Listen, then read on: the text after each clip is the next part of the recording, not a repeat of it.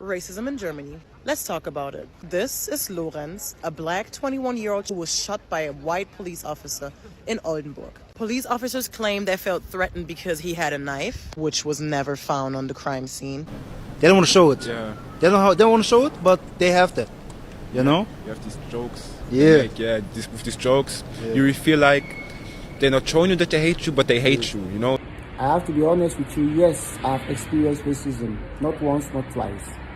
But the shocking part of it is, the people who have had this encounter with are not German natives. Started asking me some questions like, are you on asylum? Was this apartment given to you by the government? How are your parents? Do you have to send all your money to your parents back home? There's this stereotype that maybe you're here to beg. You ever feel like how long you've lived somewhere, no matter how much you've contributed, some people still look at you like you don't belong there? That is exactly what it's like for so many Nigerians and black people living in Germany in 2025. And the truth is, it's not getting better. In some way, it's even getting worse. Just like I do here always, I am going to show you some real clips that reflect what we go through. Then I'll give you my raw, honest take on what is happening and why this matters. So if you are a Nigerian, African, or just tired of pretending racism in Europe is a thing of the past, stay with me. Germany in 2025 is supposed to be this progressive, modern society, right? But behind all the tech and shiny infrastructure, racism is still running deep. Quite sometimes louder other times, but always there. From housing to work to just walking down the street, being black in Germany can feel like you are under a microscope. And if you are Nigerian, the weight on the stereotypes, the assumption, it's heavy. So here is a glimpse of what it actually looks like for real people living it every day. Racism in Germany. Let's talk about it. This is Lorenz, a black 21-year-old who was shot by a white police officer in Oldenburg. Police officers claim they felt threatened because he had a knife, which was never found on the crime scene. And they also said he was threatening them with that knife, attacking them. Weird thing about that is that the autopsy actually revealed that he was shot in the back 4 times. Tell me, how do you feel threatened by someone who's not even facing you? Why are you lying? On top of that, every person who speaks up about it is being targeted by racists. People are saying the police has done an amazing job. People are dehumanizing him and obviously portraying him as evil or as a felon. Still not getting that we're talking about a human life. Also not getting that even if he was a felon, he deserves a fair trial. I mean, look at Trump. He's running a whole country. There's so many ways to destabilize a human being. They shot him in the hip, in the chest, and in the back of his head. A shot in the hip must have been enough for you not feel threatened anymore. We're gonna have a protest today in Germany. All I can say is rest in peace, for real. Thank you. Hate you. They don't want to show it. Yeah. They don't want to show it, but they have that. You know? You have these jokes. Yeah. With these jokes, you really feel like they're not showing you that they hate you, but they hate you, you know?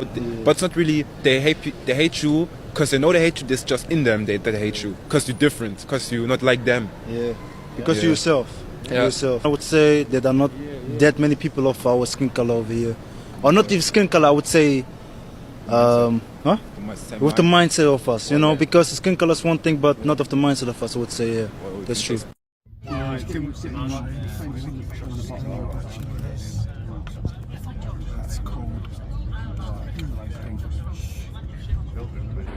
So we all have this conception that there is a high rate of racism in Europe and especially in Germany.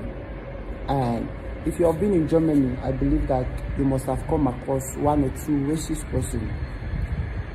I've been in Germany for a while now, and I have to be honest with you, yes, I've experienced racism, not once, not twice. But the shocking part of it is, the people who have had this encounter with are not German natives. Read my lips. They are not German natives. Most of them are also immigrants, especially some within Europe, white-skinned immigrants who also come into Germany to look for work. And when they get themselves, you know, when they get themselves into the system, like know the German language, they can speak it fluently, they start behaving like they are the Germans, like they are the natives. They want to control the show. And this is where the problem is. Because I came to realize that Most people, most Germans, if you have had an encounter with most of the Germans, they are very straightforward. They are polite. They have self-respect. They have this space that you have to respect each and everybody's privacy. But when it comes to these other nationalities, Turkish, Iranians, most of them that are immigrants here in Germany, they just mess things up. Have you experienced discrimination or racism here in Berlin? Yeah. So recently, my husband and I, we got our own apartment. I was the one that was going for the viewings and stuff like that. The person who opened the door for me was shocked that I was going to buy the apartment, and was like, "Are you sure you can afford it?" I'm like, "Yeah." And I'm like, "Show me around." It was hard for her to show me around. Also, when we finally bought the apartment, there's always a grandma who would always talk about maybe your child or something, or they're always with lenses to look into your apartment. I've heard about that. I've experienced that until we moved to our apartment. Looked into your apartment Yes. through lenses. Yes. She started asking me some questions like, "Are you on asylum? Was this apartment given to you by the government? How are your parents? Do you have to send all your money to your parents back home in Nigeria?" There's this stereotype that maybe you're here to beg from the government or you're ripping the government off. Good morning, you guys. So let's talk about racism in Dresden. So I feel like everybody would have different view of what they consider racism. And for me, the constant racism that I experience is actually whenever I go to Praga Strasse. There is this crazy man in Emilia. There is this crazy man in Praga Strasse that, every time I pass there, especially like every single time I pass there, is always insulting me, calling me different names. Emilia, what happened yesterday? The crazy man. The crazy man, what was he doing? He's shouting. He was shouting. And where was he? He's in the bench. They're sitting in the bench. Yeah, he was sitting in the bench. Was it in the street? Yeah. Yeah. It was... It was in the street. Yeah. It was in the street. And now... What do you want to... He's shouting. Yeah, he was shouting and it was not... Good. It was not good. So I think the first time... I fastened the crazy man. Yeah, niche and fasten. No touching the crazy man. No talking to the crazy man. No looking at the crazy man. Do you understand? Only in the stroller. Yeah, you can look from the stroller, but don't look at him too much. Do you understand? Yeah. So yes, I understand. Slowly. What? I'm busy slowly. Ambition slowly. Okay. So I feel like the first time he did that to me, I was actually shaking. I think that was about 2 years ago with my daughter as well. I was terribly shaking. And I think I cried that day because I was on the phone call and someone just shouted and screamed at me. I think I made a video that day, like 2 years ago. And towards the end of the year, last year, I was also with a friend and this man called me a monkey and told me to go back to Africa, that I was only getting the money here, blah, blah, blah. And yesterday he also, shouted at me and this man is just so crazy. And I feel like if reverse was the case, if he was a black person shouting at people in the street, the police would have gotten the person, because I feel like I'm not the only one who that man is doing that to. Like, it's only when I pass there, obviously it's based on the color of my skin, because every other person passed there and he doesn't do anything. But the moment I pass there, that's when he's shouting and saying all sort of nonsense. And I don't know if someone has already reported him before, or I should just go ahead and also report him myself.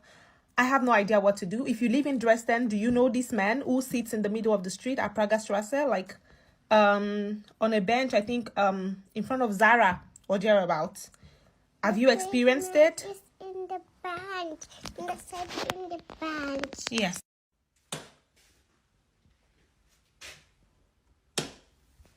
So guys, this is my room. This is where I stay. I'm going to show you 360 degrees round. So here is my room round. So it's in Nürnberg. I've been staying here since November. I moved into this apartment in November and I liked it. It's situated nicely. It's a 7-story building and I stay at the 7th floor. Now, this is my problem. This window here is broken. This stuff right here, which they use to pull this shade, this is a metal shade, up or down, so light can come in and sunlight can come in, fresh air and the rest, is broken. So the window is working properly, but because of this shade and this stuff here, which is supposed to use to pull it up, is kaput. So I cannot pull that off. I've been texting and calling and emailing the company in charge of this apartment for 3 months now, and nobody has come to do this repair. The person in charge of this apartment has promised me so many times that he's going to send somebody. This started in November 2022. I left November, I discovered this and I took a picture, I sent to him. He came here himself, he saw the damage, he took pictures and he said he's going to send somebody to repair. November went by, nobody came. December came, I called the company, nobody picked my call for so many times, and finally one woman picked. I tried to talk to her, she said she doesn't understand what I'm saying, and I said, okay, I can better explain in English. She said she doesn't understand English, and she dropped the call. I emailed her, no reply. Emailed the main company itself, no reply. Called and text and emailed the person, the agent in charge of this apartment, no reply. And my question is, if it was a German who had this problem and sent a complaint, the very next day, this problem would have been solved. Because I'm an immigrant, I'm black, and I don't speak Dutch very well. It's been ignored. This is February 2023, and yet this shit is still looking like this. So at this point in time, I'm fed up. I just want to leave this apartment. So if you're in Nuremberg and you have a room available and you need somebody, please hit me up. I'm going to tell you my budget. And if you know somebody that does repairs of stuffs like this, you can recommend me to them. Maybe somebody can try and repair it, and I'm going to take care of it. Then I'll discuss it later with them on the financial part of it. So this is my room. It's 2 p.m. in the day. Let me show you what it looks like if my lights are off. You see how dark it looks like? You can see the little sunlight coming, illuminating through the opening there. So this is what I've been going through now for almost 4 months, and nobody is helping. Please, guys, help. This question is very sensitive. Will you cross Mediterranean Sea, cross the Sahara Desert to migrate to Africa? If Europe were in Africa, Africa is here. Who will do that?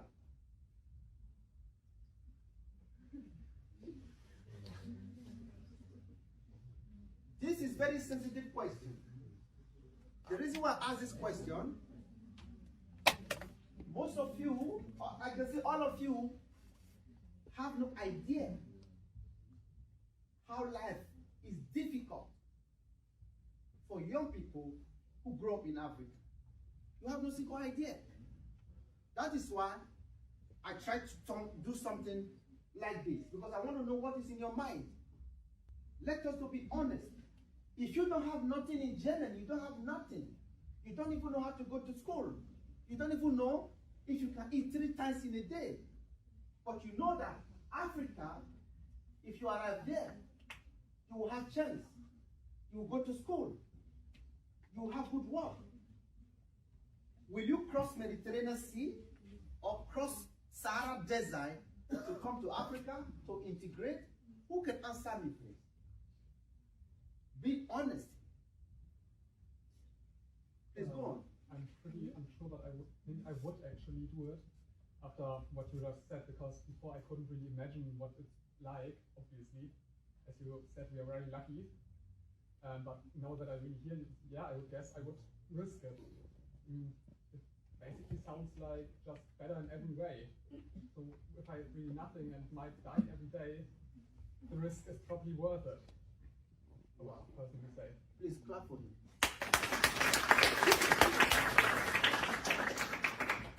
If you don't know how to swim and you have no idea about Sahara Desert, but you just hear that Africa, if you arrive in Africa, everything is fine, and you want to face this ocean, after you cross the ocean, you discover you have to follow Sahara Desert to arrive. And when you arrive in Africa, you will discover a lot of discrimination. they will tell you you are not welcome. You will be in African continent for good 7 years, 8 years. Your dream, you've never achieved your dream. You have no chance to learn African culture. You have no chance to study in Africa. You have no chance to work. What will you do? And I want you to see the other side of Africa, what we go through here.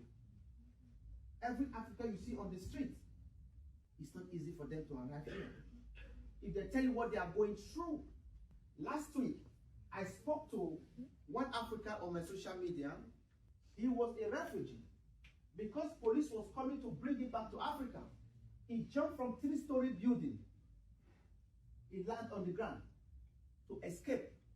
He was totally condemned. You can imagine what does that mean, being African in Germany. See, today, he cannot really walk.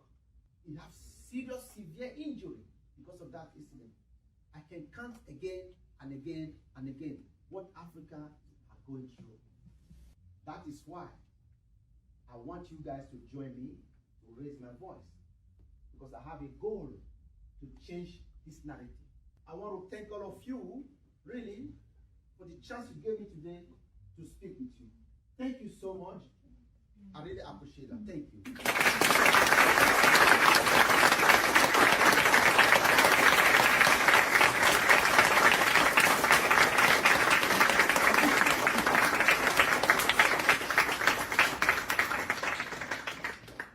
We want to thank you very much for coming here and talking to us and engaging with everybody. And as a sign of appreciation, this is for you. Thank you so much. Thank you too. I really thank you so much. Oh my heart. Thank you so much. Watching that, it just hits different. I'm not surprised, but I'm still angry because we've been saying this for years. The stairs there, where are you really from? The way people touch your hair like you are a zoo animal. It's not just annoying, it's dehumanizing. And don't even get me started on trying to rent a flat. If your name is Chinonzo or Ade, forget it. Your email goes straight to the trash. Let's talk real facts here. Over 91% of black people in Germany report discrimination whilst looking for housing. 91%. And that's not bias, that's systemic exclusion. And in workplaces, Nigerians are overlooked, undervalued, or treated like we should be grateful for scraps. Meanwhile, our German colleagues with less experience get the promotion and the respect. You know what's what?